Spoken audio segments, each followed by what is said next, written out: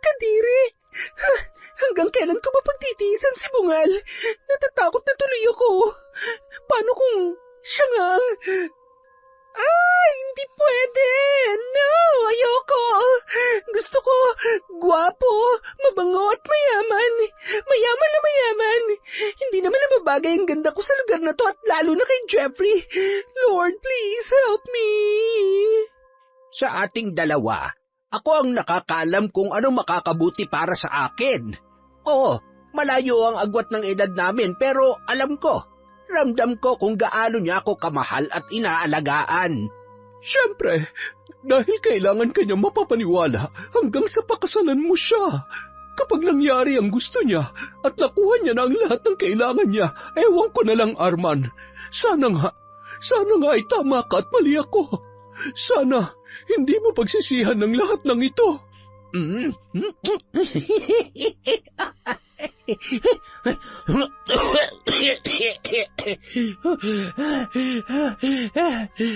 Han, okay ka lang ba?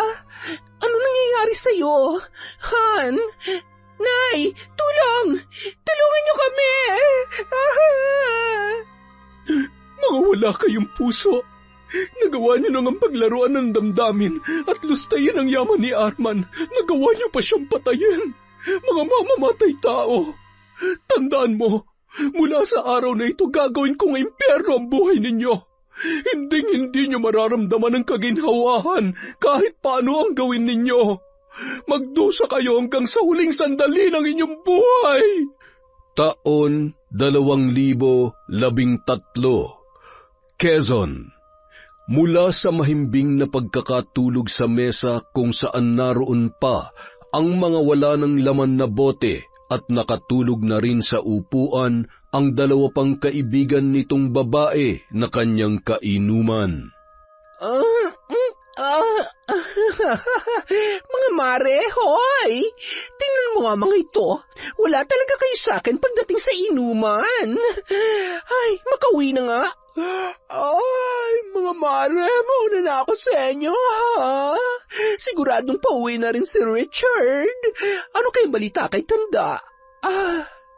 Hindi niya pa rin ako tinatawagan, ha? Nakakainis kung kailan naman ako wala ng pera, tsaka naman siya nagkasakit.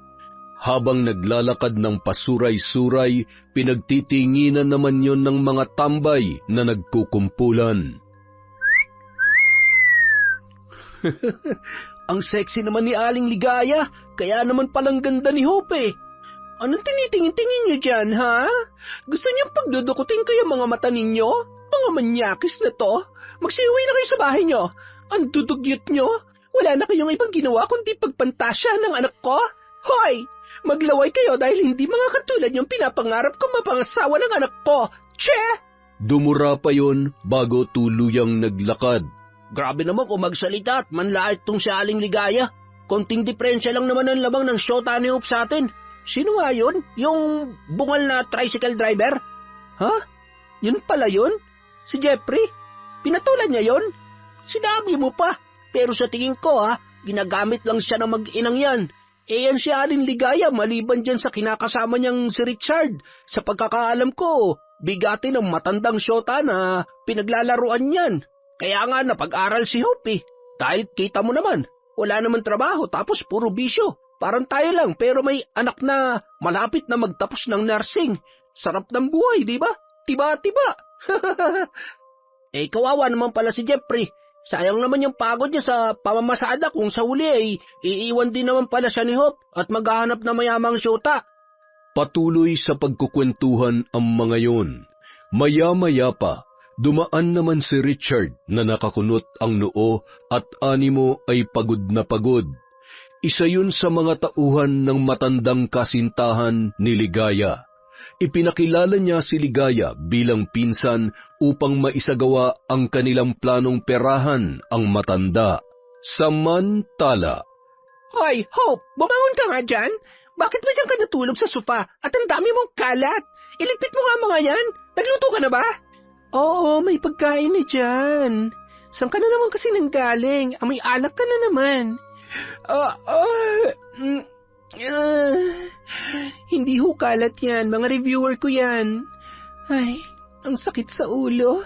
Kahit anong gawin ko, parang wala namang pumapasok sa utak ko. Nakakapagod mag-aral. Oo, anong gusto mo? Tumigil sa pag-aaral? Humilata na lamang at maghintay ng grasya sa boyfriend mong kakarampot lang naman ang kita? Aba, mag-isip-isip ka naman, Hope. Huwag mong pairalin yung katamaran mo sa pag-aaral at yung kabobohan mo. Ay, hindi nga kasi kaya ng utak ko. Hindi naman ako nakakasabay sa kanila at nagmumukha pa akong tanga. Ang hirap-hirap kaya. Ay, aba, 1 taon na lang naman matatapos ka na. Ngayon ka pa talaga titigil? Tumigil ka. Konting tiis na lang. Marami pa akong pangarap para sa'yo. Pagkatapos mo mag-aaral, mag-a-abroad ka para doon ka na magtrabaho at mas malaki ang sahod doon. Pagkatapos, maghanap ka ng mayaman na mapapangasawa doon. Kaya mag-ingat ka sa jowa-jowaan mong wag na wag ka magpapaano. Iyo! Ay, oo na. Huwag ka na maingay, Nay. Mamaya batuhin na tayo ng mga kapitbahay eh. Sige na, pagod na rin naman akong maging mahirap, no? Sige na, si Jeffrey, kailangan ko pa siya, Nay, kaya kahit konting pakitang tao naman. Kung makalait naman kayo ng jowa ko eh, kayo nga nagtitiis sa gurang na yon. Hoy, ano ngayon? At least sa akin maraming datong. At teka lang ha, baka nakakalimutan mo, ultimo nilalamon natin sa araw-araw galing sa kanya. Ano na naman yung pinag-aawayan nyo? Huwag ka nga makisawsaw. Ano balita kay Tanda? Nakita mo ba siya, ha? Wala na si Tanda. Nasa kabaong na. Kinakausap kita na maayos. Huwag mo ako niloloko. Seryoso ko, patay na si Tanda. Inatake daw sa puso noong nakaraan. Nung huli kayo magkita, ano bang ginawa mo doon? Aba, wala. Malay ko ba naman? Maayos at ganadong-ganado pa siya na magkasama kami. Hindi siya pwedeng mamatay. Paano na tayo? Paano na ang pag-aaral ni Hope? Hopeless na. Yan nga rin ang iniisip ko eh. Kapag minamalas nga naman uuwi na muna ako sa probinsya namin. Ngayong wala na siya, di wala na rin kaming trabaho. Ha? Uuwi ka sa probinsya? Bakit? Paano tayo? Ako? Richard, baka naman pwede ka mag-apply na ibang trabaho. Kailangan ko ang tulong mo. Alam mo namang nag-aaral si Hope, kaya... Nagbibiro ka ba? Hindi ko obligasyon yan. Anak mo yan. Ano, huhututan mo rin ako katulad ni Tanda? Ang kapal naman ng mukha mo para sabihin yan. Pareho naman tayo na kinabang dun Tapos ngayon, iiwan mo kami sa ere. Hayop ka. Gusto mo umalis, diba? Sige, pagbibigyan kita. Teka, anong ginagawa mo? Sandali lang. Ayan, lumayas ka. Ay, teka, huwag mong pupulutin yan. Naalala ko, ako nga palang bumili ng mga yan. Kaya ni isa sa mga yan wala kang dapat dalhin. Ano pang hinihintay mo? Layas! Galit na pinagtulakan nun si Richard palabas at isinara ang kanilang pintuan. Hayop na yon. Pagkatapos ng lahat ng ginawa ko para sa kanya, iiwan niya ako dahil wala na siya mahihita. Anong gagawin ko? Lintik na buhay to. Ay, kesa umiyak kayo dyan, ba't di nyo na lamang subukan na maghanap na maayos na trabaho, Nay? Kung makapagsalita ka naman, akala mo ba ganun lang kadali na maghanap ng trabaho? Hindi nga ako nakapagtapos ng pag-aaral, paano ako makakakuha ng trabaho na sapat sa pangangailangan natin? Ano, maglalabandera ako para makapag-aaral ka lang? Yun na nga Ba't natin ipipilit kung hindi kaya? Kaya ngayon, mas mabuti pang tumigil na lang ako sa pag-aaral at ako na maghahanap ng trabaho para sa atin. Tanga! Hindi pwede! Mag-isip ka nga! Gamitin mo naman yung kukote mo! Wala ka bang kahit konting diskarte para makapagtapos ka ng pag-aaral? Aba, hindi pwede! Pagtatawanan tayo ng mga kapitbahay nating tsismosa at pakilamera kapag tumigil ka. Ay, nakakawala na ng gana. Makatulog na nga lang. Lintik kasing matanda yun. Hindi ka man lang hinintay makagraduate bago natigok. Padabugyong humiga, sabay na pahagulhol. Mula nang mabuntis ay iniwan siya ng totoong ama ni Hope at doon nagsimulang magkandal leche-leche ang kanyang buhay. Lahat na lang ba ng taong mahal ko, iiwan ako? Basta, hindi ako titigil hanggat hindi nakakaahon sa lintik na kahirapan na to. Si Hope na lang ang pag-asa ko. Kung kailangan kong bumalik sa dati kong trabaho para makatapos siya, gagawin ko. Matagal pa yung nagpagulong-gulong sa higaan bago nakatulog. Maya't maya naman sinisilip ni Hope ang kanyang ina sa masikip na kwarto nito bago tuluyang pumasok sa kanyang silid at natulog na rin. Kinabukasan, maagang nagising si Ligaya. Umupo yun sa sala at inaalala ang mga nangyari nung gabi. Napabuntong hininga yun at tumayo pagkatapos ay binuksan ang bintana at ang kanilang pinto. Pakinig niya ang ingay ng mga tao sa labas, pati na ang mga bata na maagang naglalaro at nagtatakbuhan sa makitid na eskenita. Hoy! Magsiuwi nga kayo sa mga bahay nyo! Napakaiingay nyo! Doon kayo maglaro sa malayo! Oh, mga chismosa! Ano na naman ang tinitingin-tingin nyo, ha? Bago ba yung pinag-uusapan nyo? O ako na naman ang topic nyo? Baka kulang pang alam nyo, sabihin nyo lang at ipapaalam ko sa inyo gamit tong kamao ko!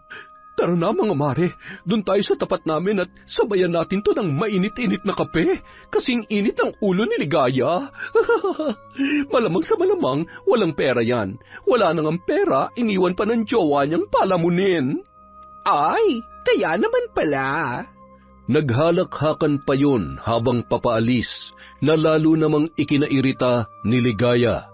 Kapag ako yumaman, makikita nyo, ang papangit nyo. Magandang umaga po, Nanay Ligaya. Oh, ano maganda sa umaga? Paano kagandang umaga ko kung ganyan mukha ang bubungad sa akin? Nay Ligaya naman, pasensya na. Wala nang itotodo tong kagwapuhan na magiging manugang nyo. Ang importante po, masarap ako. Anong masarap? Anong pinagsasasabi mo dyan? Gusto mong tadyakan kita, ha? Teka lang, hindi pa po kasi tapos. Relax lang kayo. Ang ibig ko pong sabihin, masarap po ako magluto. Ah, ganun ba? O siya, sa susunod linawin mo agad. Ay, ano ba yung dala mo? Mapapakinabangan ko ba yan? Opo, ano po ito? Pansit na nabili ko dun sa may kanto tapos sinamahan ko na rin po ng pandesal. Paborito po kasi ito ni bebe ko eh. Gising na po ba siya? Tulog pa. Huwag mo munang gisingin at puyat kaka-review kagabi. Ako na lang ang mag-aabot ito mga binili mo. Sige po, Nanay Ligaya. Para sa inyo po yung dalawa at saka kay... Ay nako, ang daming sinasabi. Baka kung sino pa mabanggit mo at uminit na naman ang ulo ko. Ay, siya nga pala. Wala na nga pala kaming kape. Nakalimutan ko. Pasuyo naman oh. Dami-damihan mo na para naman abutin ng 1 linggo. Ay, sige po. Kape lang po pala. Dapat sinabi nyo na kaagad. Sandali lang po ha. Babalik din po ako kaagad. Makabili na nga. Siguro naman, gising na ang bebe ko pagbalik ko. Sana, masilayang ko man lang siya bago ako mamasada. Samantala.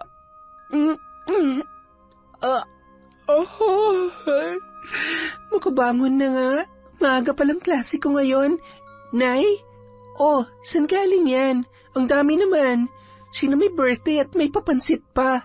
Huwag na maraming tanong, kumain ka na lang. Buti na lang at nakalibre tayo ng almusal. Kumuha ng mangkok si Hope, sabay umupo na sa harap ng mesa. Nakangiti pa yung isinalin ang paborito niyang pansit sa mangkok, sabay inabot ang pandesal. Kayo ang bumili nito, Nay? Hay, sinabi na ngang... Babe, gising ka na pala. Nay Ligaya, ito na po yung kapeng pinapabili nyo. Dinamihan ko na ho, katulad ng sabi nyo. Bebe, kumusta? Nakatulog ka ba na maayos kagabi? Kumain ka na marami, ha? Tapos, tawagan mo na lang ako kapag paalis ka na at ihatid kita. Salamat, Bebe. Ikaw talaga. Sa'yo pala galing ang mga to. Thank you, Bebe. May kiss ka sa akin mamaya. Jeffrey, baka gusto mo namang maligo muna at magbihis bago mo ihatid ditong si Hope.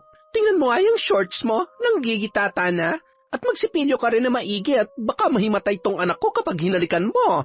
Nay naman. Okay lang, mahal. Medyo nilamig kasi ako kahapon kaya tinamad ako maligo eh. O siya, maiwan na muna kita ha. Babalikan na lang kita, Bebe. Sige na, mag-aasikaso pa naman ako. Ay, siya nga pala, Bebe. Wala pala akong baon. Baka naman pwedeng... Ayan, 300. Kasya na ba yan? Sabi mo lang sa akin kung kulang. May naitabi pa naman ako. Tama na yan. Mabuti papahiramin mo ako ng 500 at may importante akong bibilhin. Hindi naman nagdalawang isip na iabot ni Jeffrey ang pera na hinihiram ni Aling Ligaya dahil kinukuha niya ang loob ng ina ng kanyang pinakamamahal na girlfriend na si Hope. Agad na ring umalis yun at nagpatuloy na sa pagkain ng almusal ang mag-ina. Alam mo, tama ka. May pakinabang rin naman talaga yun si Jeffrey. Baka naman kaya mo nang dumiskarte sa kanya kung paano ka makakapag-enroll sa susunod na semester. Hay, mabuti kung matanggap ulit ako sa dati kong pinapasukan na bar. Basta, asikasuhin mo yung pag-aaral mo at samahan mo ng konting diskarte kung paano tayo makakaraos sa araw-araw. Mag-iisip ako ng paraan, ha? Ayaw ko namang maghirap tayo na parang daga. Kailangan nating magpayaman nang hindi tayo minamata ng mga kapitbahay natin na hamak na masikahos din naman sa atin. Sa loob ng mahigit 1 linggo, hatid sundo ni Jeffrey si Hope sa eskwelahan. Yun din ang gumagastos para sa pangangailangan ng dalaga, lalo na nang malaman ang sitwasyon nito. Isang gabi, matapos iparada ni Jeffrey ang kanyang tricycle sa tapat ng kanyang bahay, agad niyang inalalayang bumaba si Hope. Halika na, mahal kong prinsesa. Ako na magdadala niyang mga gamit mo. Salamat, bebe. Aray, masyado naman kasing mababa tong tricycle mo. Naku, pasensya ka na ha. Nauntog ka tuloy. Patingin nga, masakit ba? Okay lang, malayo to sa bituka. Huwag ka mag-alala, bebe. Magsusumikap ako para kapag may trabaho ka na, kotse nang gagamitin kong panghatid sundo sa'yo. Talaga? Promise mo yan, ha? Thank you, bebe. The best ka talaga. Ay, buti na lang nandyan ka lagi para sa akin. Paano na lang kung wala ka? Pero pasensya ka na, ha? Walang-wala talaga ngayon si nanay Walang trabaho, walang pera. At alam mo ba, gabi-gabi iniiyakan niya pa rin si Richard. Ay, tapang-tapangan lang din si nanay pero saksakan ng rupok yon pagdating sa pag-ibig. Makakalimot din yon. Siyempre, ilang taon din naman silang nagsama sa iisang bubong. Hello? Wala din naman silang ginawa kundi magbangayan at sa totoo lang, wala namang ambag yun sa buhay ni nanay. Siya pa nga tong pinagkakagastusan at akala mo laging may patagong pera Sa madaling salita, batugan/palamunin. Buti nga naghiwalay na sila kasi nakakarinti kayang kasama yon. Basta, kung may kailangan ka, huwag ka mahihiyang magsabi sa akin. Hindi kita pababayaan. Kung kailangan kong magdoble kayod para makatulong sa iyo, gagawin ko. Halika na. Sigurado, hinihintay ka na ni Nanay Ligaya. Wala yata si nanay. Mukhang may racket siya ngayong gabi Racket? Saan? Dating kawi. Alam mo na yon. Nanay mo talaga Basta, huwag kang tutulad sa kanya. Sira. Kaya nga ako nag-aaral, diba? Kaya nga kahit nakakahiya sa'yo. Ano ka ba? Huwag mo nang problemahin yan. Makakagawa naman ako ng paraan para sa tuition fee mo. Basta kapag may trabaho ka na, pakasal na tayo, bebe, ha? Kasal ka dyan? Iyo, ano ka sinuswerte? Halika na, bilisan na natin at magsasaing pa ako. Nakakapagod ang araw na to. Pagdating sa bahay, tinulungan pa ni Jeffrey na magligpit ng mga kalat at maglinis si Hope habang nagluluto ang dalaga ng hapunan. Doon na rin naghapunan yon at siya na rin ang naghugas ng kanilang pinagkainan dahil maraming kailangan na tapusin si Hope sa kanyang assignment. Matapos magligpit sa kusina ang binata ay nagpaalam na yon sa kanyang kasintahan. Bebe, uwi na ako ha. Isara mo na maayos tong pinto. May kailangan ka pa ba? May iuutos ka? Wala na, bebe. Salamat talaga, ha. Sige na, umuwi ka na at magpahinga ka na rin. Bebe, wala ka bang nakakalimutan? Wala naman. Ano ba yon? Talaga bang pauwiin mo na ako? Ha? Malamang. Sabi mo, uuwi ka na. Hindi ka naman pwedeng matulog dito. Gusto mo bang mabugbog ni nanay? Ay, ang ibig kong sabihin ay talaga bang pauwiin mo ko na wala man lang kiss at... Ay, yun lang pala eh. O sige na, umuwi ka na, dali. Thank you, bebe. I love you. Nang makaalis ang binata, ay dali-dali namang tumakbo si Hope papunta sa lababo. Kadiri! Hanggang kailan ko ba pagtitiisan si Bungal? Natatakot na tuloy ako. Paano kung siya nga ang... Ay, hindi pwede! No, ayoko! Gusto ko gwapo, mabango at mayaman. Mayaman na mayaman. Hindi naman nababagay ang ganda ko sa lugar na to at lalo na kay Jeffrey. Lord, please help me. Makapag-toothbrush na nga lang ulit. Pagkatapos magsipilyo ay agad nang bumalik yon sa kanyang ginagawa at nang matapos ay agad na rin tumungo sa kanyang kwarto. Samantala sa isang bar kung saan nagtatrabaho si Ligaya, masaya yung nakikipag-usap sa isang matanda na matagal ng customer ng bar na yon. Naku, sir, parang wala hong nagbago sa inyo. Napakagwapo at ang tikas-tikas pa rin ang katawan nyo. Abat, ganun talaga. Maalaga ako sa katawan eh. Ang edad para sa akin ay numero lamang. Tingnan mo naman.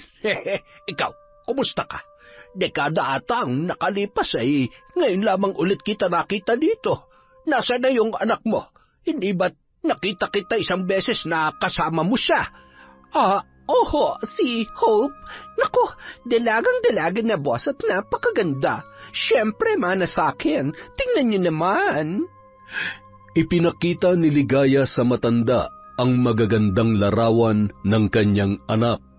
Kitang-kita niya sa mata nito kung gaano natakam yun sa kagandahan na tinataglay ni Hope. Alam niya kasi noon pa man ay mahilig sa mga bata pa ang matandang yun. Mukhang alam ko na kung paano susolusyonan ang problema naming mag-ina. Mukhang naamoy ko na ang swerte. Napakahusay ko talaga, oo. Ano, boss? Pasado ba? Ay, yes. So sexy and beautiful. May boyfriend na ba yan? Nako, wala pa. Fresh na fresh ika nga. Mas fresh pa sa lumpiang sariwa. Masyado ka talagang palabiro, oo. Hindi ka pa rin nagbabago. I like her. Mas maganda siya sa'yo. Aray ko naman, boss. Pero oo na, aminado naman ako dyan. Kaya nga hinahanapan kayo ng matinong mapapangasawa eh. Yung kaya siyang bigyan ng magandang buhay. Alam mo naman, ayaw ko siyang matulad sa akin. Kahit medyo may edad na, basta mamahalin at aalagaan ng mabuti ang anak ko. Seryoso ka ba dyan sa sinasabi mong yan? Oo naman, boss. Bakit ho? Abay, kaya kong solusyonan ang problema mo. Pero, alam mo naman, ang gusto ko'y marunong sumunod sa kasunduan. Matagal na rin akong mag-isa sa buhay. Kaya kung may tatanggap sa akin at mag-aalaga, bakit naman ako tatanggi? Sa tingin mo ba, magugustuhan ako ng anak mo? Boss, bakit hindi natin subukan? Ay, teka lang, itong number niya.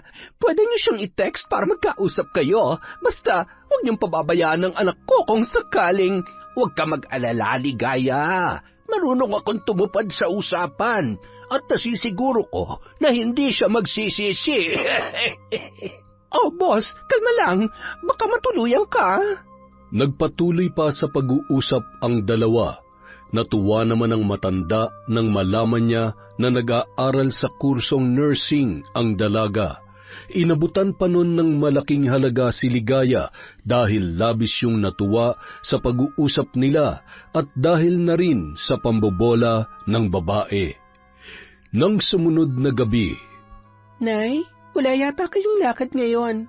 Oh, ang dami niyo yatang pinamili. Mukhang nakarami ho kayo kagabi ha. Nay, mag-iingat kayo ha. Baka mamaya magkasakit pa kayo at lalo pa tayo mamroblema. Ano bang pinagsasasabi mo dyan? Utak ang ginagamit ko, Hope, hindi ang katawan ko. Kumakanta ako at nakikipag-usap sa mga customer doon, pero hindi ako, oh nanay, Ay, mamaya may makarinig pa sa inyo dyan. Oh, ano naman ang pakialam nila? Lagi namang may nasasabi ang mga yan. Ay, maiba ko anak. Alam mo, konting tiis na lang, malapit na tayo makaahon sa kahirapan. Ano na naman ho ba yan, Nay? May bago na naman po ba kayong... Wala! Ano ka ba naman? Bakit naman ako? Alam mo, panahon na para matupad ang lahat ng pangarap natin. Pero kailangan natin magtulungan. Hope, ikaw ang magpapayaman sa atin. Hay nako, diretsuhin niyo na lang ako, Nay. Ganito kasi yon, yung dati kong customer na matanda, mabango, mabait, at higit sa lahat, mayaman. Hindi lang basta mayaman, mayaman na mayaman talaga. Oh, tapos, ano naman po ngayon? Hay, nakakainis! Maganda ka lang talaga pero yung utak mo ang bagal gumana. Ano pa nga ba? Naghahanap siya ng mapapangasawa. Ano? Mapapangasawa? Seryoso ka ba, Nay? Kasi sabi niyo lang, diba, matanda na. Ipapaasawa niyo ako sa matanda? Nay naman, ayoko nga. At bakit hindi? Bakit ayaw mo, ha? Pumatol ka nga sa bungal na yun na amoy 70 anyos na tapos ayaw mo sa matanda na magbubuhay prinsesa ka? Aba, pagkakataon na natin to anak na makawala sa lugar na to, kaya isip-isip din. Eh kasi naman, Nay, ikaw na lang. Tutal sanay ka naman sa mata. Abat, kung ako lang ba ang gusto, bakit ba hindi? Ikaw nga ang gusto, di ba? Tsaka, pagpahingahin mo naman na ako. Pagod na ako, Hope. Mula bata ka, ako nang dumidiskarte para sa atin. Ngayon, panahon naman na para bumawi ka naman sa lahat ng mga sakripisyo ko para sa'yo. Ay, oo na. Susubukan ko, pero kapag hindi ko kaya, Nay, kayanin mo. Huwag ka magpapatalo dyan sa kaartehan mo. Hindi tayo mabubuhay niyan.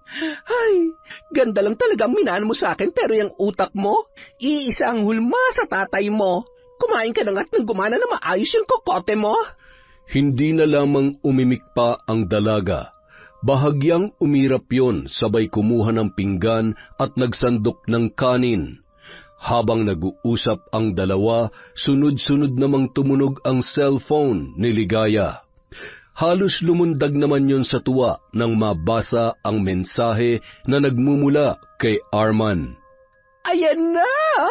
Tingnan mo, anak. Ito na ang simula na maliligayang araw natin. Gusto niya na makipagkita sa'yo tapos nagpadala pa siya ng pera para may pambili ka ng damit at sandals na isusuot mo. Naku, napakagalante talaga ni Sir Arman. Kaya ikaw, huwag ka na mag-inarte. Hindi tayo mabubuhay sa kaartehan mo. Hindi hamak na mas mukhang tao at mabango to kaysa dun sa pinagtsatsagaan mong boyfriend na kulang sa toothbrush at ligo.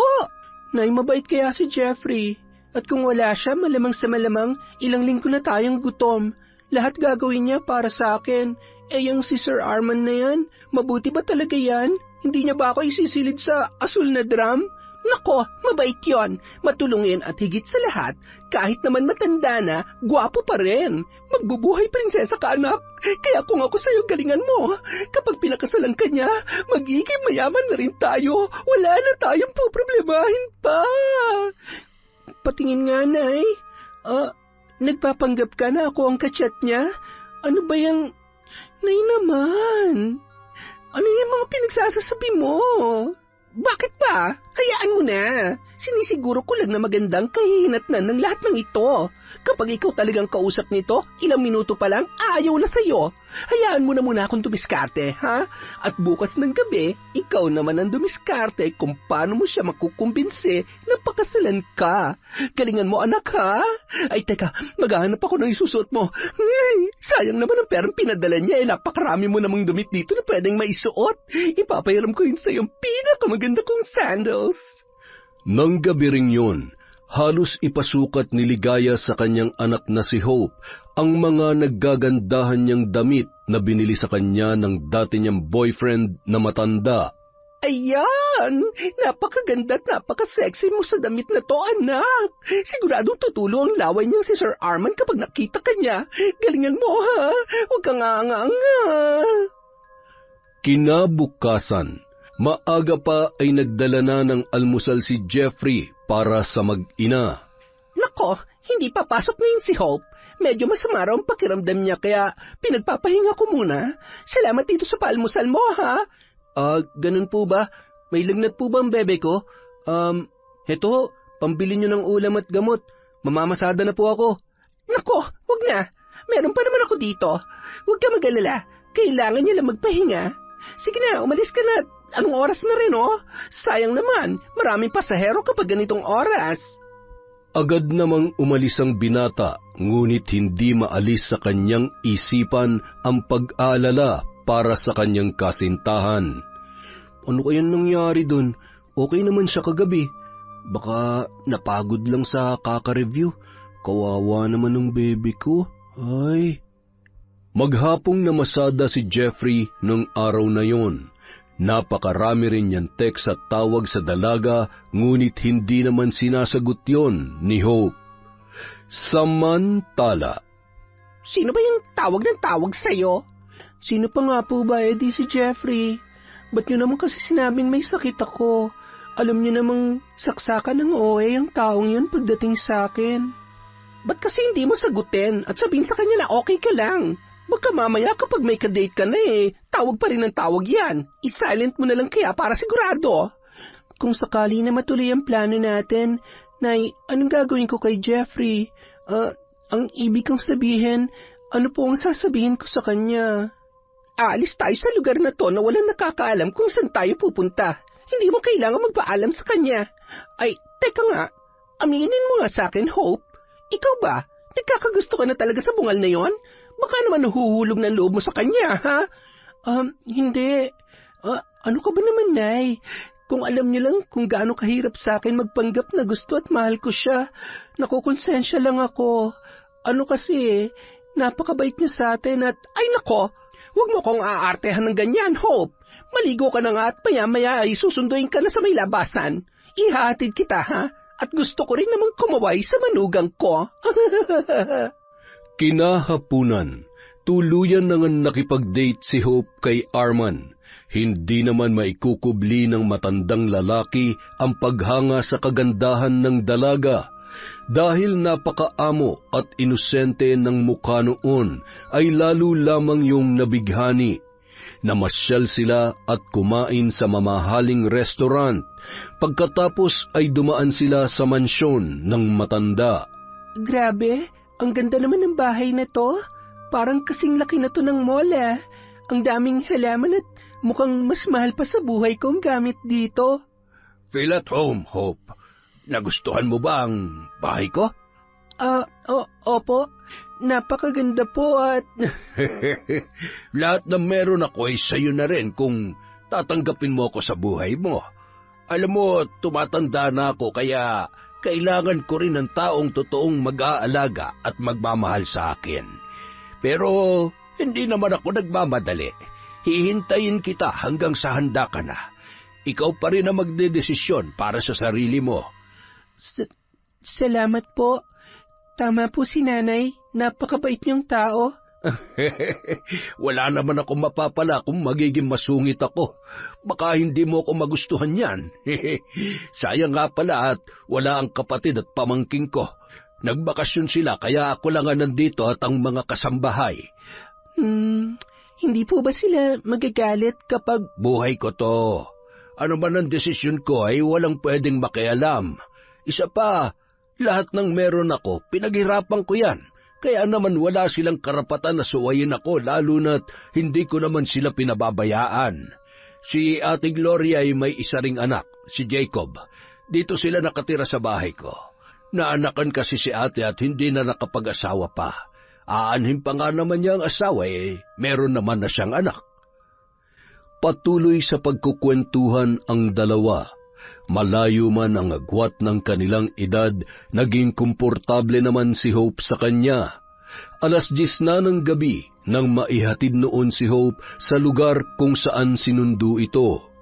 Kitang-kita naman ni Jeffrey na bumabayon sa magandang sasakyan at kung paano hinagkan yun sa pisngi ng isang matandang lalaki. Habang papaalis na ang sasakyan ay kumakaway pa ang dalaga. Nang tuluyang makaalis yun, nilapitan siya ni Jeffrey na nakasakay sa tricycle nito. Nagulat naman ang dalaga at ramdam niya ang pamumula ng kanyang pisngi ng mga oras na yun. Kitang-kita niya sa mukha ng binata ang galit at selos. Saan ka galing? Sino yun? Yun? Wala lang. Huwag ka na magsinungaling. Alam ko kung ano yung nakita ko. Niloloko mo ba ako? Ha? Tumulad ka na rin sa nanay mo? Anong kapalit nun? Sarili mo?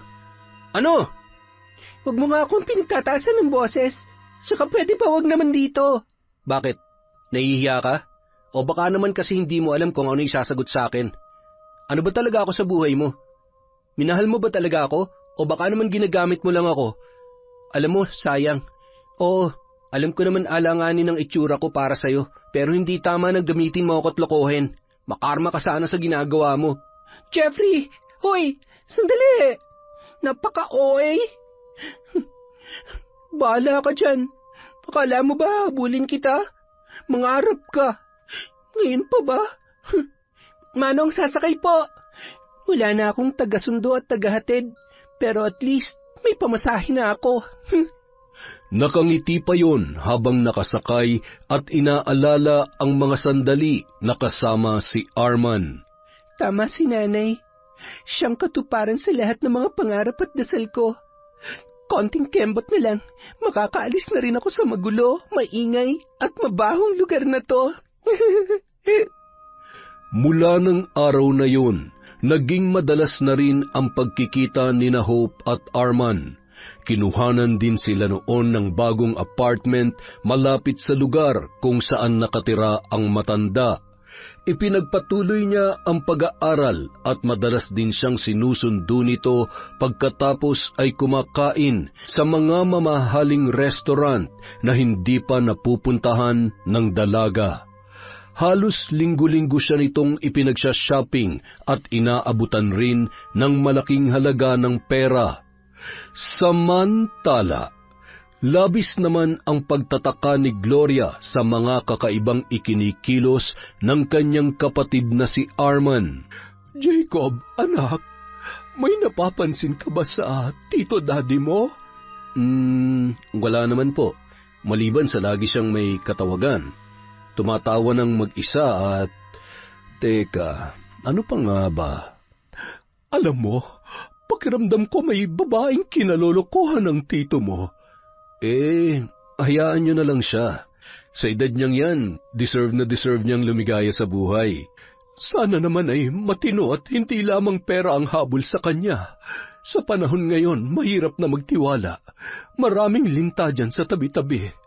Matanda na siya. Magpapaloko pa ba yun? Huwag niyo nang problemahan si Tito Daddy. Kayo talaga, lagi kayong kontrabida sa love life namin. Paano ba naman? Napakatangan niyo pagdating sa babae. Hindi maiwasang kutuban ni Aling Gloria dahil sa kakaibang ikinikilos ng kanyang kapatid, lalo na't mayat maya yung umaalis ng nakaporma at humahalimuyak ang pabango. Sino kaya talagang pinupormahan nitong si Kuya? Aba, mukhang may plano pa ata mag-asawa. Hindi na nadala sa mga panloloko ng unang mga nakarelasyon niya. Nang sumunod na araw, habang nagmamadaling naglalakad si Hope sa tapat ng kanilang eskwelahan, aksidente naman siyang nasagi ni Jacob. Agad niyang pinulot ang kanyang mga gamit at tinulungan naman siya ng binata. Pasensya na, miss, hindi ko sinasadya. Nagmamadali rin kasi ako Sorry talaga, ha? Sana naman kasi tumitingin ka sa dinadaanan mo. Late na nga ako Ay, nakakainis. Pasalamat ka, gwapo ka. Lakad takbo nang umalis si Hope at napapakamot ulo naman si Jacob. Ang sungit naman nun. Pero in fairness, ang ganda niya, ha? Nursing student. Pwede. Magkikita rin tayo ulit. Hahanapin kita, Miss Sungit. Nang araw ding yun, matapos ang klase ay sinundo ni Arman ang dalaga. Natanawan pa ni Jacob ang sasakyan ng kanyang tito na labis naman noong ipinagtataka. Ano kayong ginagawa niya rito? Wala naman siyang sinabi na susunduin ako. Hindi kaya... Aha, baka nga. Matawagan nga si Mami. Hello, Mami. May ibabalita ako sa'yo. Ano ba yun at mukhang masayang masaya ka? Nakita ko yung kotse ni Tito Daddy dito. Kaalis lang. Siguro taga rito yung girlfriend niya. Baka professor dito. Marami kasing matatandang dalaga dito na kaedaran niya. Eh di mabuti kung ganon. Kesa naman sa basta-bastang babae lang at pera lamang ang habol sa kanya. O sige na, may gagawin pa ako. Mag-iingat ka sa pag-uwi mo. Huwag naman babae, ha? Opo, maghahanap pa lang. Hahanapin ko pa lang. Anong hahanapin? Umayos ka dyan. Umuwi ka na agad at huwag ka na magpapagabi masyado. Samantala, sa isang hotel, habang nakapiring ang dalaga na iginigiya ni Arman papunta sa isang lugar kung saan naroon ang inihanda nitong sorpresa para sa kanya. Malayo pa ba? Ano bang meron? Bakit kailangan nakapiring pa talaga ako? Ay, nandito na tayo. Slowly open your eyes. Ala, ano ito?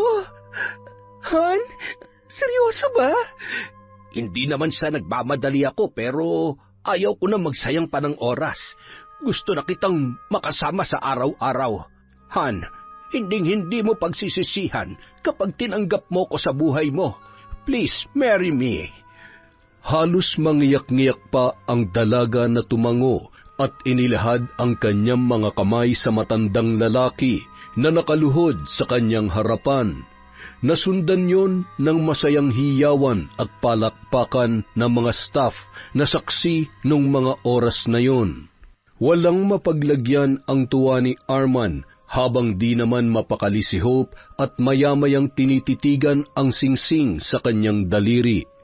Matapos nilang pag-usapan ang planong pagpapakasal at kumain, ay agad na ring inihatid noon pauwi si Hope sa kanilang bagong apartment. Agad namang lumabas si Ligaya para pagbuksan ng gate ang kanyang anak. Nay! Anong meron at may payakap-yakap ka pang nalalaman? Nay, tingnan mo. Wow! Totoo ba yan? Ang gara naman. Ang mahal niyan, ha? Binilhan ka ba ni Arman? Nay naman, hindi mo ba alam kung anong ibig sabihin nito? Nay, ikakasal na kami. Nag-propose na siya sa akin. Talaga? Ay! Sabi ko sa iyo congratulations! Salamat naman sa Diyos at hindi nasayang ang lahat ng plano at oras natin. Magiging mayaman na tayo! Masayang-masaya ang mag-ina habang nag-uusap at pinagpaplanuhan ang magiging buhay nila sa sandaling maikasal na si Hope kay Arman. Sasabihin niya doon na tayo tumira sa bahay niya. Naku, siguradong maiinggit ang mga kapitbahay natin sa dati nating tinitirhan kapag nakita nila kung gaano na tayo kayaman. Hay! Sa wakas, tuluyan ka na magkakaroon ng karapatan sa lahat ng meron siya. Congratulations, anak! Kinabukasan, muling sinundo ni Arman si Hope dahil gusto nung ipakilala ang dalaga sa kanyang kapatid na si Gloria, pati na rin sa kanyang pamangkin. Napakaraming pinalutong pagkain ng matandang lalaki sa kanilang mga kasambahay, na labis namang ipinagtaka ng kapatid nito. Ano bang meron? May nakalimutan ba akong okasyon? Bakit ang dami naman yata niyan? Nasaan ang Sir Arman niyo? Umalis po, ma'am. Susunduin niya po yung fiancé niya. Baka po ipapakilala na sa inyo. Fiancé? Sinong fiancé ang tinutukoy niya? Ay, may alam kaya dito si Jacob? Kinuha noon ang kanyang cellphone, sabay tinawagan ang kanyang anak. Hello, Jacob. Nasaan ka ba? Mami, nasa training ako. Mamaya na lang po kayo tumawag. Hindi po pala ako makakauwi mamaya, pakisabi na lang po kay Tito Daddy. Bye! Aba, bakit ba ganito ang pakiramdam ko? Parang isang malaking kalokohan na naman ang ginagawa ni Arman. Talaga bang buo ang loob niya na pakasalan ng isang babae na hindi pa man lamang ipinapakilala sa akin? Maya-maya narinig niya na ang busina ng sasakyan ng kanyang kapatid at nang lumabas siya ay halos mangatal siya nang makita kung gaano kabata ang babaeng kasama ng kanyang kapatid. Bahagya namang nakayuko noon si Hope habang nakahawak sa braso ni Arman na naglalakad papalapit kay Gloria. Ang lamig naman ng kamay mo. Kinakabahan ka ba? Huwag ka mag-alala. Mabait ang ate ko. Sigurado ko na magugustuhan ka niya. Nagpatuloy sa paglalakad ang dalawa at nang makalapit ay tiningnan ni Gloria si Hope mula ulo hanggang paa. Sabay ngumisi yun at itinaas ang kanyang kilay. Ate, may kasama nga pala ako. Oh, mukha nga. Pwede mo bang sabihin kung sino siya? Hindi naman tayo nangangailangan ng kasambahay. Masyado naman yata siyang maganda para gawin mong kasambahay. Ay nako, masyado ka talagang mapagbiro. Si Hope nga pala ate, ang magiging misis ko. Hope, siya ang ate Gina ko. Hello po, ate. Magandang araw po. Mukhang naaamoy ko na agad ang malansang pagkatao ng babaeng ito Ambisyosa. Tara na sa kusina at doon na lamang tayo magkwentuhan. Ay, siya nga pala. Hindi pa rin ba uuwi si Jacob? Hindi raw. Mayroon daw siyang training ngayon. Habang kumakain ang mga yun, ay agad nang sinabi ni Arman ang tungkol sa kanilang planong pagpapakasal. Kapansin-pansin na hindi natuwa ang kapatid nitong si Gloria na halos kung ano-ano na ang ibinabatong tanong kay Hope. Maraming pagkakataon na sinasalo na lamang ni Arman ang tanong ng kanyang nakatatandang kapatid para sa dalaga. Sige na, kumain lamang kayo. Aakyat muna ako sa taas at parang medyo sumama ang pakiramdam ko. Agad namang umalis yun at sinundan pa ng tingin ni Hope. Han, parang hindi yata ako gusto ng ate mo para sa'yo. Ay, huwag mong intindihin yon. Ang mahalaga ay ipinakilala pa rin kita sa kanya. Buhay ko to, kaya ako ang magdedesisyon para sa sarili ko. Ayaw ko naman na maging dahilan para magkatampuhan pa kayo.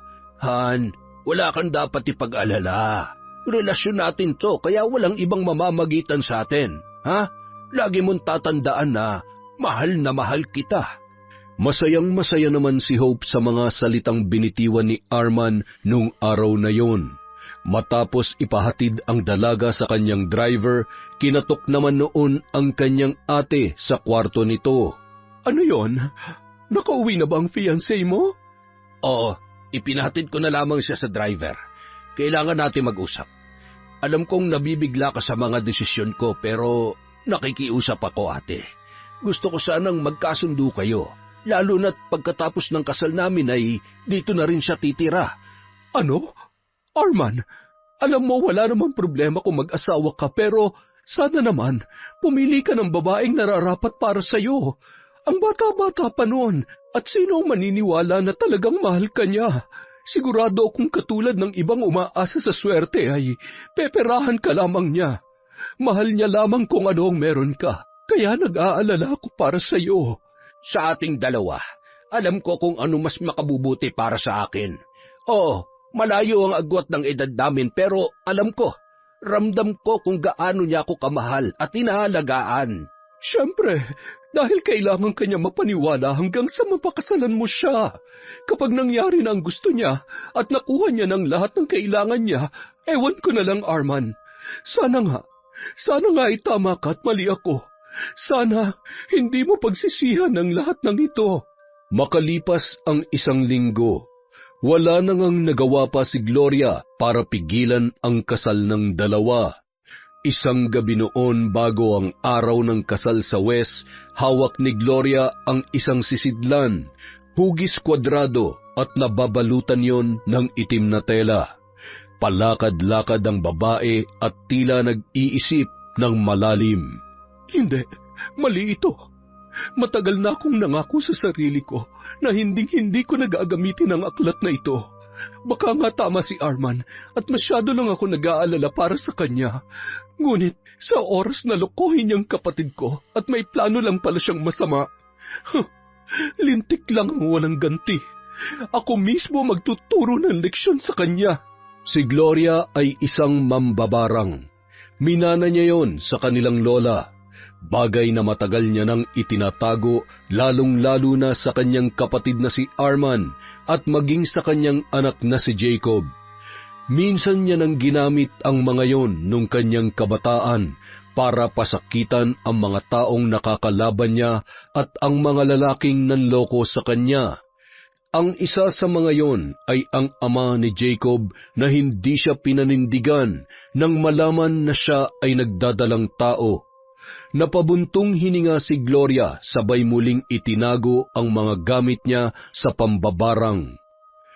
Kinaumagahan, masayang nairaos ang pribadong kasal ni na Hope at Arman.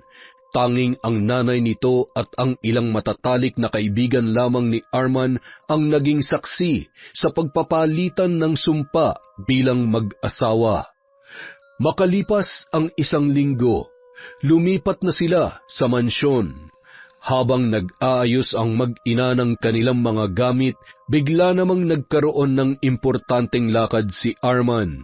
Kapag may kailangan kayo, sabihin nyo lamang sa kasambahay natin.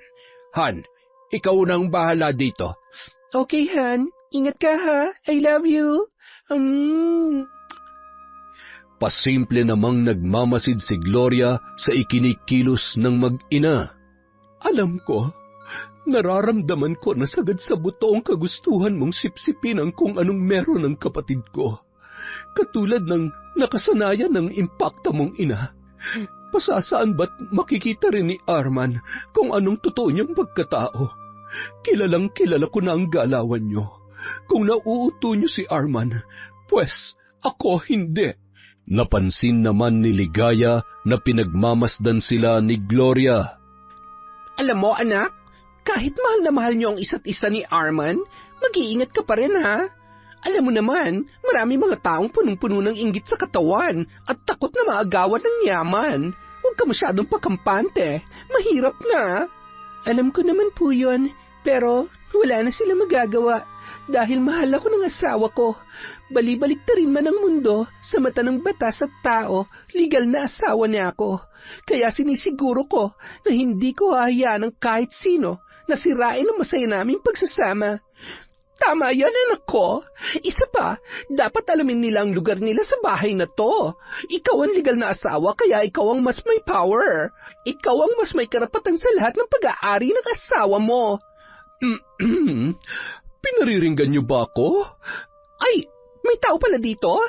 Sino ka? Isa ka sa mga kasambahay? O mayordoma? Ako? Kasambahay? Mayordoma?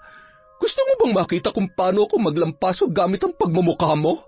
Kung makapagsalita ka, akala mo kung sino ka. Bakit? Akala mo ba may power ka na sa pamamahay na to dahil anak mo ang asawa ng kapatid ko? Gising! Lahat ng meron kayo ngayon ay mawawala rin na parang bula. Katulad ng mga kabulaanan nyo para mapaniwala at mapaikot si Arman. Mga hampas lupa, manggagamit at huthutera. Ganon, ha? Gusto mo kalbuhin kita? Napakayabang mo! Matapobre ka! Hindi ko hayaan na magpakasasa kayo sa yaman ng pinaghirapan ni Arman. Sinadya niyo ba to, ha? Pinano niyo ba to? Sumagot ka! Aray! Ano ba? Bitiwan mo ako! Hope, ano ba? Tulungan mo ako! Aray ka! Inawat naman ni Hope ang dalawa at maya-maya ay dumating na si Jacob. Ma'am, anong kaguluhan to? Teka, sino mga to? Ikaw na naman? Magkakilala kayo ng haliparot na yan? Hoy, hindi haliparot ang anak ko! Anong hindi? Nagmana siya sa'yo, tanga! Grabe siya! Akala mo ba wala akong alam? Hindi ako bobo katulad ng inaakala nyo. Gagawin kong lahat maprotektahan lamang ang pamilya ko, lalong-lalo na si Arman. Wala ka na magagawa. Napaka-bitter mo. Pwede ba tumigil muna kayo? Ano ba talaga nangyayari? Ikaw, bakit nandito ka?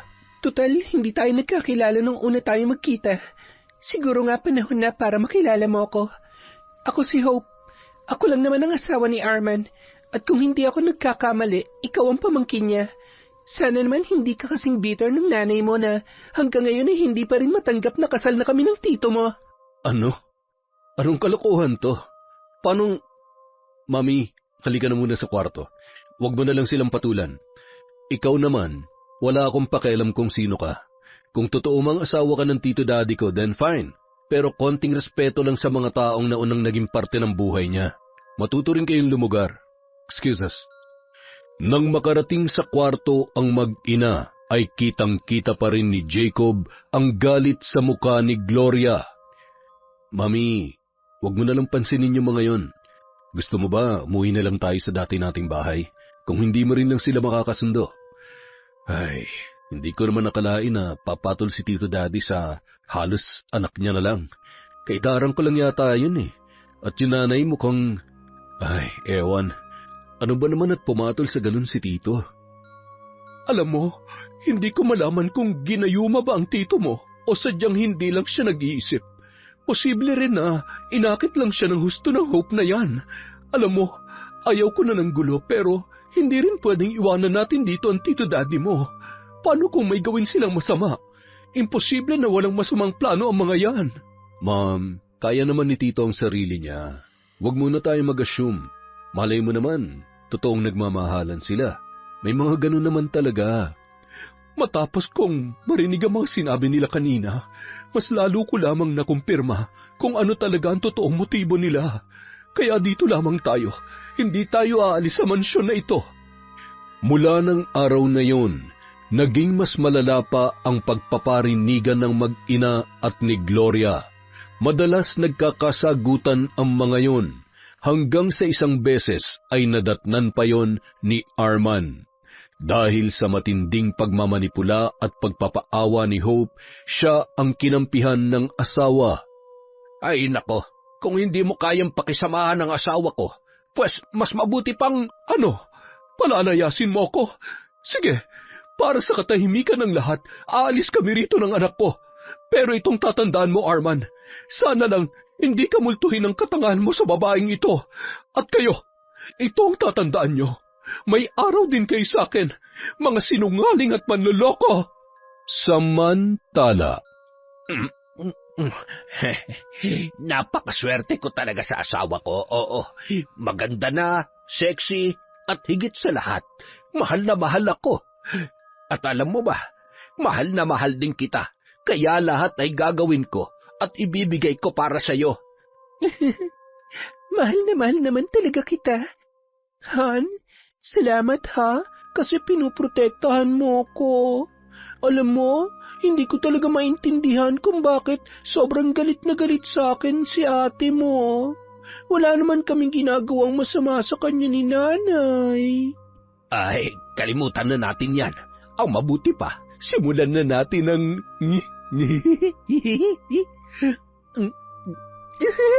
Han, ano ka ba? Nakikiliti ako.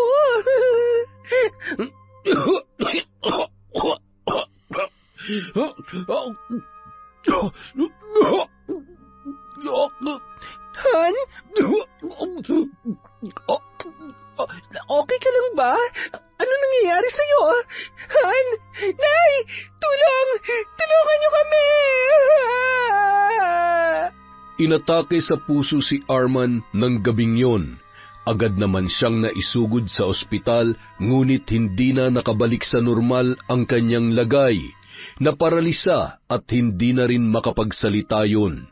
Pinili naman na isikreto ni Hope at Ligaya ang nangyari sa matandang lalaki. Nagkakatotoo ng pinagdarasal natin.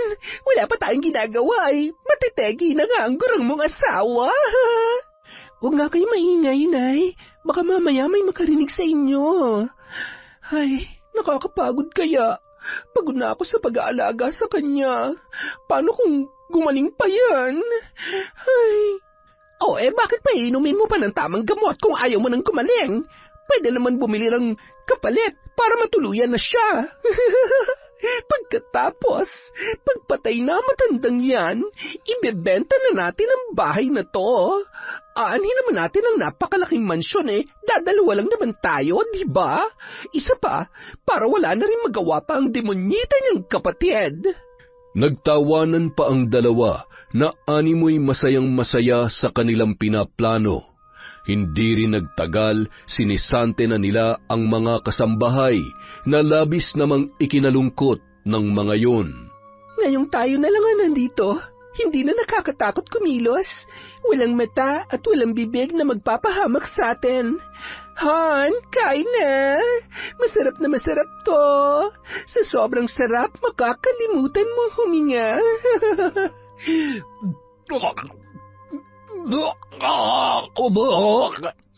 Ew! Lintik ka matanda ka. Pahirap ka sa buhay ko, nakakadiri ka. Sinabuyan yon ni Hope ng tubig at pagkatapos ay hinawakan sa bibig, sabay pilit na pinapalunok ang mga naglalakihang tableta.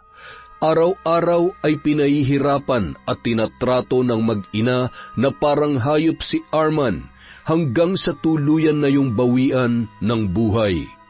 Agad na ipinakremate ang katawan ng kanyang asawa kaya hindi man lamang nasilayan ni na Gloria at Jacob ang naging kalagayan nito. Mami, okay lang po ba kayo? Nag-aalala pa rin po ba kayo kay Tito Daddy? Sobrang sama ng panaginip ko. Iba rin ang pakiramdam ko. Ewan ko ba pero... Wag naman sana. Habang nag-uusap ang dalawa, ay isa namang tawag ang natanggap ni Jacob mula sa driver ni Arman. Ayoko po sanang makialam pero sa tingin ko po, kailangan niyo malaman ang totoo. Si Sir Arman po, wala na siya. Patay na po siya, Sir Jacob. Mami, si Tito Daddy, patay na siya. Hindi. Arman, kapatid ko. Kailangan ko malaman kung ano nangyari sa kanya. Ang mga hayop na yon, siguradong may ginawa sila masama sa tito mo. Magbabayad sila. Nung araw ding yon, sumugod si Gloria sa mansyon. Gustuhin man ni Jacob na samahan ang kanyang ina, kaya lamang ay abala yon sa kanyang OJT. Paulit-ulit na lamang na pinapaalalahanan noon ang kanyang nanay. Nang makarating si Gloria sa mansyon ay kitang-kita niya ang malaking pagbabago roon, mula sa magugulong kagamitan at makalat na paligid. Dumiretso yun sa kwarto ng kanyang kapatid at doon ay nakita niya ang mga nakakalat na bote na nasisiguro niyang mga gamot ng hayop. Isa-isa niya yung binasa habang nanginginig ang kanyang kamay at napapahagulhol. Oh, anong ginagawa mo dito? Wala dito ang anak ko. Kung hinahanap mo naman ang kapatid mo, ipagdasal mo na lamang siya at masaya naman na siguro siya sa langit ngayon. Anong ginawa niyo sa kapatid ko? Pinatay niyo ba siya? Ha? Papatayin kita! Papatayin ko kayo ng anak mo! Aray ko! Bitiwan mo ako! Mga wala kayong puso! Nagawa niyo namang paglaruan ng damdamin at lustayin ang yaman ni Arman. Nagawa niyo pa siyang patayin. Mga mamamatay tao. Tandaan mo, mula sa araw na ito, gagawin kong impyerno ang buhay niyo. Hindi niyo mararamdaman ang kaginawahan kahit paanong gawin ninyo. Magdusa kayo hanggang sa huling sandali ng buhay ninyo.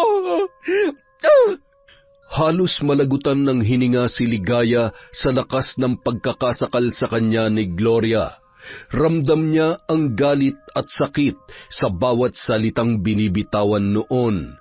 Bago yun umalis ay kinuha niya ang abo ng kanyang kapatid.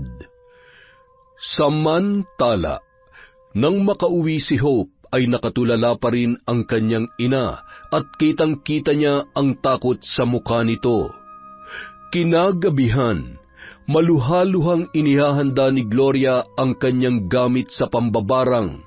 Inaalala ang masasayang sandali mula nang sila ay bata pa ng kanyang nakababatang kapatid na si Arman. Saksi siya sa pagsusumikap ng kanyang kapatid hanggang sa yun ay yumaman. Kaya naman mga oras na yun parang dinudurog ang kanyang puso. Isa-isang sinindihan ang mga kandilang itim at inilabas ang bungo mula sa kanyang lalagyan. Pumunit ng papel at sinulat ang pangalan ng kanyang mga bibiktimahin. Marahan niyang sinambit ang mga kahindik-hindik na salita habang nakapatong ang kamay sa aklat ng itim na karunungan. Naramdaman niya ang pagdaloy ng lakas at kapangyarihan na hudyat upang simulan na ang kanyang paghihiganti sa pamamagitan ng pagbitaw ng sumpa habang pinapatakan ng itim at pulang kandila ang bungo. Hindi pa yun nakontento. Kinuha niya pa ang isang manikang kulay itim at hiniwa ang tiyan noon, sabay pinasakan ng mga patay na insekto na nagmumula sa isang maliit na garapon. Nanginginig ang mga kamay at pumapatak ang luha habang isinasagawa ang kanyang ritual. Kasabay ng kanyang huling binitawang salita ay ang pagkamatay ng mga kandila. Hindi niyo matatakasan ang itinakdang kaparusahan. Mas gugustuhin niyo pang mamatay dahil sa sobrang kamalasan, sakit at takot. Paulit-ulit kayong mumultuhin ang inyong kasalanan. Uusigin kayo ng sarili niyong konsensya. Samantala, nung mga oras na yon ay abalang nagkukwentuhan ang mag-ina habang kumakain ng hapunan. Ibang klase talaga yung Gloria na yon. Tingnan mo, sobrang laki nitong pasako at may kalmot pa nga ata ako sa mukha. Para siyang demonyo na nakawala sa impyerno kanina. Masyadong matapang at napakalakas. Tubag! Ano ba naman kasi punong-puno yung bibig nyo nagsasalita kayo, Nay? Ayan tuloy. Nay? Nay? Ano nangyayari sa inyo? Hindi ako makahinga. Nangihina ako. Anak.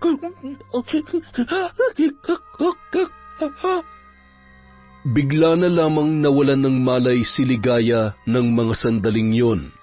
Nataranta naman si Hope at hindi malaman ang gagawin sa kanyang ina. Hinila niya yon sa paa papunta sa kwarto. Tagaktak ang pawis at tila ba nawawala na rin sa kanyang sariling kaisipan.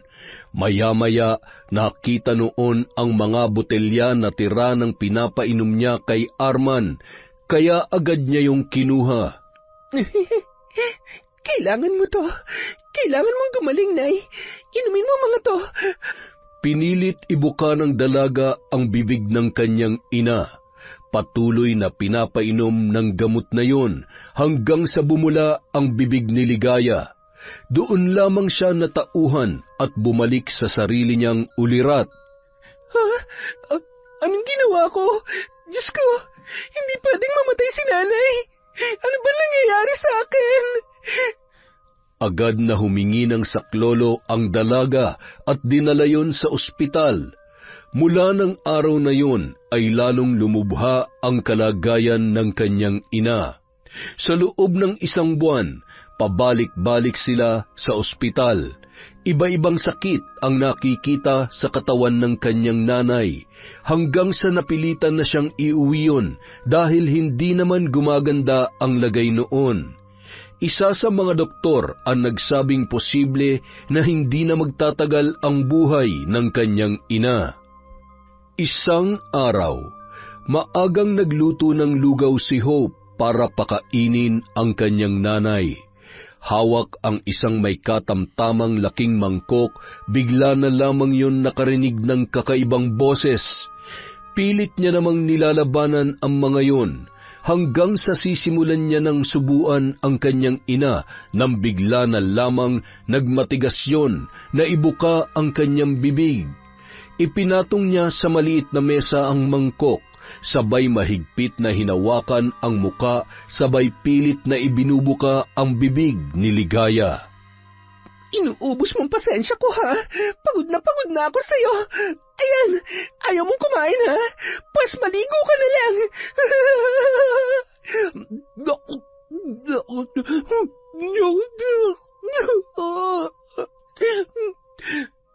Sige, pahirapan mo rin at patayin ang sarili mong ina, katulad ng pagpapahirap mo kay Arman.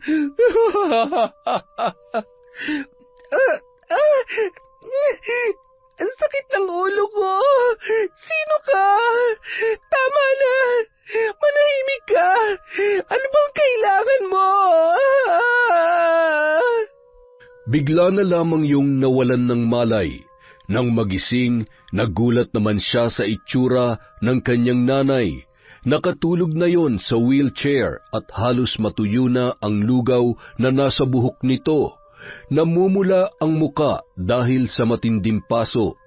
Nang tumingin siya sa may bandang tiyan at paa ay nagulat siya. Daig pa nun ang buntis sa sobrang laki ng tiyan at namamanas ang paa na puno ng iba't ibang sugat na animoy nginat-ngat ng kung anong insekto. Nang palitan niya yon ng damit ay kitang-kita ang nangingitim na balat noon at ang namamakat na litid sa tiyan ng kanyang ina. Ano ba nangyayari? Anong gagawin ko? Wala na akong pera.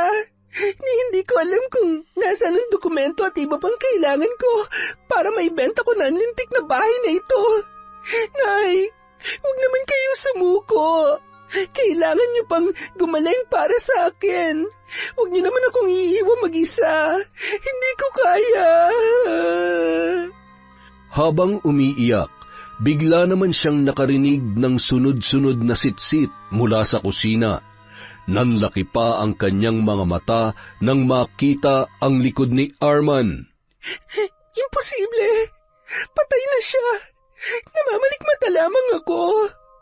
Pumunta yun sa kusina at wala ni isang tao roon. Napabuntong hininga na lamang siya sabay pilit na ikinakalma ang kanyang sarili hanggang sa magawi ang paningin niya sa kalan na degasul. Binuksan niya yon, sabay isinalang ang kawali. Nilagyan ng mantika at nakangising tinititigan lamang yon hanggang sa umusok ng husto at nagliyab. Lumabas yon ng bahay at hindi man lamang nilingon ang kanyang inang si Ligaya. Nagsimulang kumalat ang apoy sa kusina hanggang sa umabot yon sa ibang parte ng kabahayan. Nabahala naman ang kanilang mga kapitbahay dahil sa malakas na pagsabog na kanilang narinig. Sa labas ng bahay, nakita pa nila kung paano humahalakhak si Hope, dahilan para tumawag sila ng pulis at inireport ang nangyari. May mga tumawag din ng bumbero upang maapula ang sunog. Kasabay ng sunog ay nagliparan ang iba't ibang uri ng insekto na nagmula sa loob ng bahay na yon. Dumapo ang mga yon sa katawan ni Hope, kaya naman nagsisigaw ang babae sa takot hanggang sa nawalan siya ng malay. Nang magising ang babae ay nasa loob na siya ng rehas. Nasaan ako? Anong ginagawa ko rito? Palabasin niyo ako rito! Ano to? Ano nangyari sa balat ko? Bakit ang dami kong... Hoy, manahimik ka nga. Alam mo kung ako sa'yo, magdasal-dasal ka na. Dahil kapag napuno ako sa'yo, tanggal ang angas mo sa akin at isusunod kita sa nanay mo. Anong ibig mong sabihin? Maang-maangan lang. Ano? Hindi mo maalala kung anong ginawa mo sa nanay mo? Pasalamat ka at nailabas pa ang bangkay ng nanay mo sa bahay niyo dahil malamang sa malamang naabo na rin sana yon. Kaya lang wala eh. Sadyang malupit ka at natuluyan din ang kaawa-awa mong ina. Patay na siya. Pinatay mo siya. Hindi totoo yan. Hindi ko sinaktan ang nanay ko. Hindi. Sinungaling ka. Nay! Makalipas ang ilang araw, lalo lamang lumala ang kalagayan ng babae.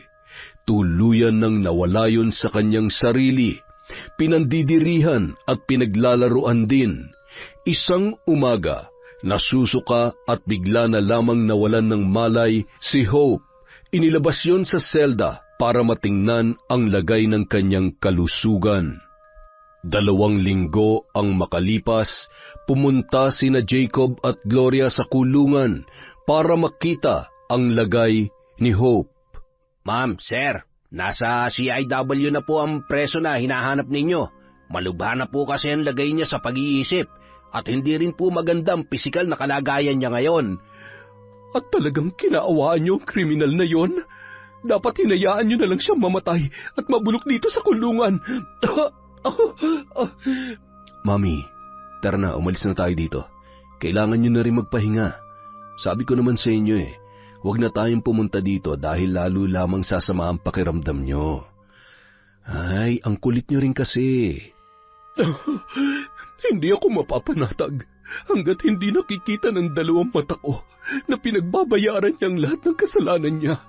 Gusto ko siyang makita magdusa katulad nung kung paano niya pinahirapan at tiloko ang kapatid ko. Ako na lamang ang pupunta doon. Iuwi ko kayo at kailangan niyong ipahingi ang katawan niyo. Nagkakasakit na kayo dahil sa sobrang galit na kinikimkim ninyo. Ay, Mami, tanggapin na lang natin na wala na si Tito Daddy. Sinira nilang magandang relasyon namin magkapatid. Inabuso nilang kabaitan ng Tito Daddy mo. Hindi lang pera ang tinakaw nila, kundi buhay ng kapatid ko. Mahigpit na yakap na lamang ang binigay ni Jacob sa kanyang ina at nang kumalma ay inihatid niya na yon sa bahay. Pinainom ng gamot at nang makatulog ay iniwan niya muna yon para puntahan si Hope. Nadatnan niya yon na nakatulala at umiiyak. Hinihimas-himas ang bilog na tiyan. Kapansin-pansin ang pagbabago sa katawan ng babae kahit pa bahagyang nangangayayat. Ano po ba talagang lagay niya at bakit isinama niyo ho siya sa mga buntis na may sakit din sa pag-iisip? Kaano-ano mo ba ang pasyente? Asawa po siya ng tito ko.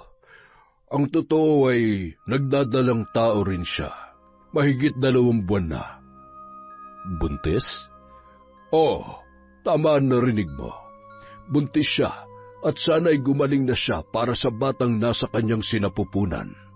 Nakakaawa nga ang kanyang kalagayan, pero huwag kayong mag-alala. Dahil ginagawa namin ang lahat upang maibigay ang tamang medikasyon at pag-aalaga sa bawat pasyente namin dito.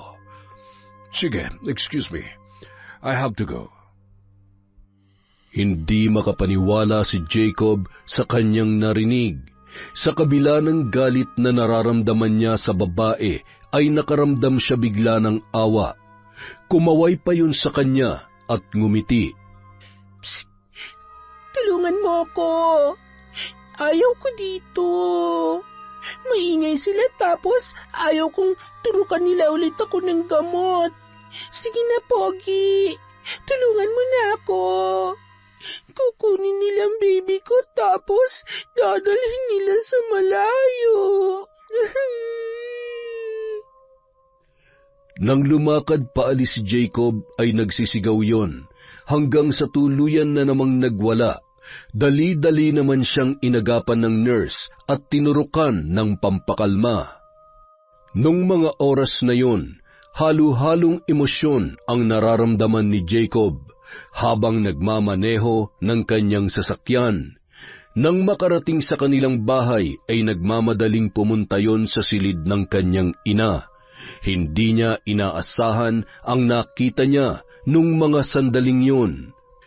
Ma'am? Ano yan? Nambabarang na naman kayo? Sinong itigil niyo na to? Anong ginagawa mo? Akin na yan. Kailangan kong ipaghiganti si Arman. Kailangan mamatay ang babaeng yon. Mami, makinig ka sa akin. Tama na. Hindi mo siya pwedeng saktan dahil kapag may nangyaring masama sa kanya, mapapahamak ang batang nasa sinapupunan niya. Buntis si Hope.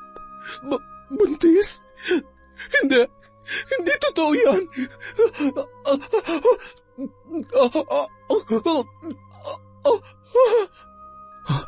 Hindi. Mami, huwag mo akong iiwan. Gumising ka. Mami!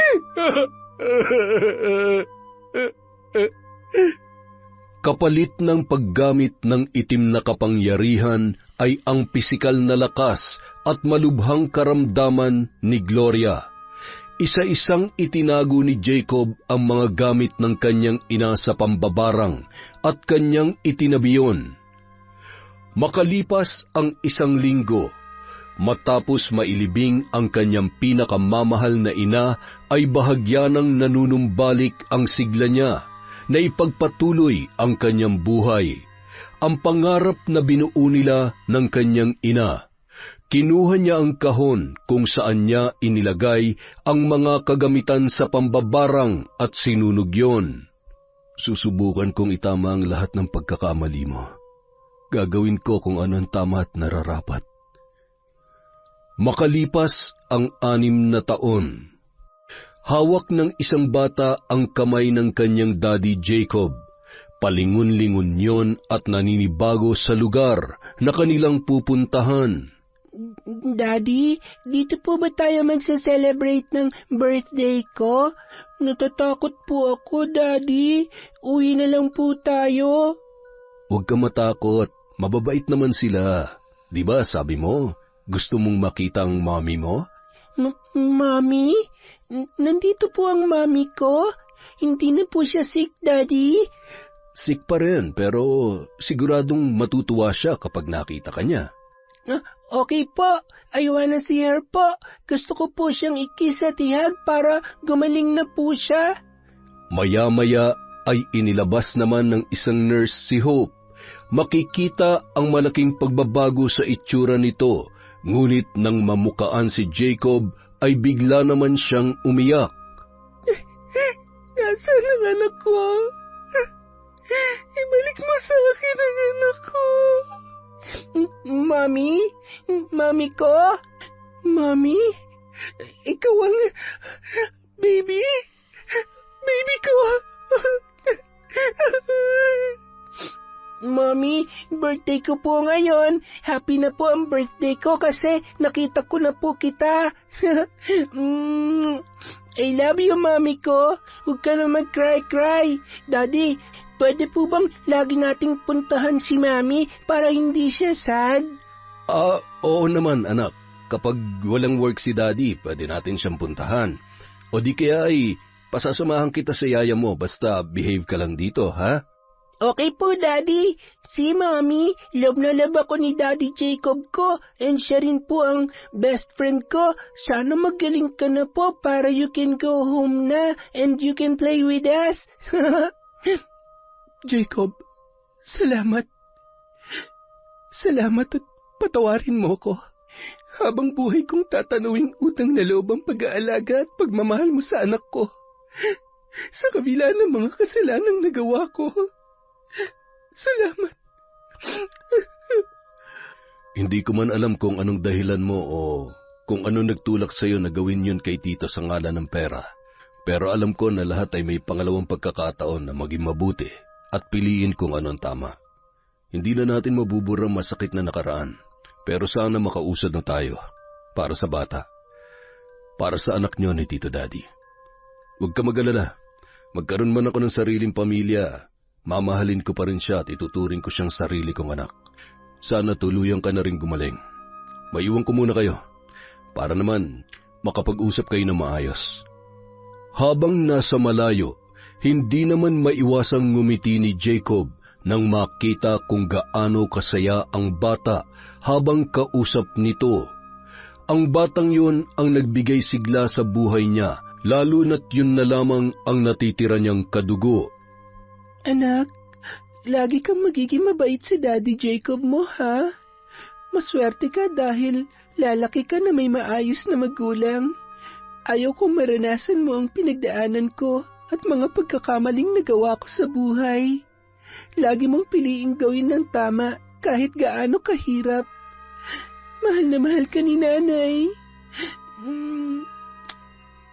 Marahan namang pinahid ng bata ang butil-butil na luha sa mata ng kanyang ina. I love you, Mami ko. Huwag na po kayong umiyak.